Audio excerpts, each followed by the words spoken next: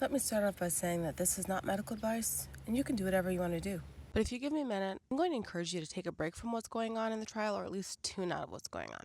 If you're currently in postpartum, this is 0 to 12 months, but we know that it can go, 5 years. Some people are saying that they're still in postpartum and they have like an 18-year-old. And this includes non-birthing parents and then also men. And I used to really struggle or scoff at the notion that men went through postpartum, but really my qualm was sharing that word. I was kind of like, JFC, can we have one thing as women, I guess, and wanting just to have that time a little bit maybe more sacred, and that our experience is so different from a man specifically speaking. If you struggle with intrusive thoughts, which are unwanted thoughts or images that come to your mind, if you have thoughts of harming yourself or others, this trial is going to bring some of those thoughts potentially to the forefront of your mind in ways that you probably don't want them to. Take some time off. And this is not an exhaustive list, but one last note is, if you're a person, listen, you know that saying, like, you are what you eat? Well, the same is true for what you're consuming.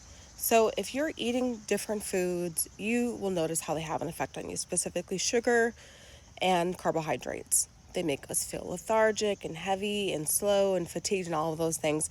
The same is true for our minds. If we're consuming super depressing and graphic, that is considered, in some cases, secondhand trauma in the mental health world. And exposing ourselves to that information unnecessarily, no bueno. The significance of suggesting that anyone take time away from this trial is not lost on me. Verdicts aside, charges aside, she was failed by all the systems, but you might see yourself in her suffering and her pain and her depression, her feeling of being an afterthought, her having a selfish partner.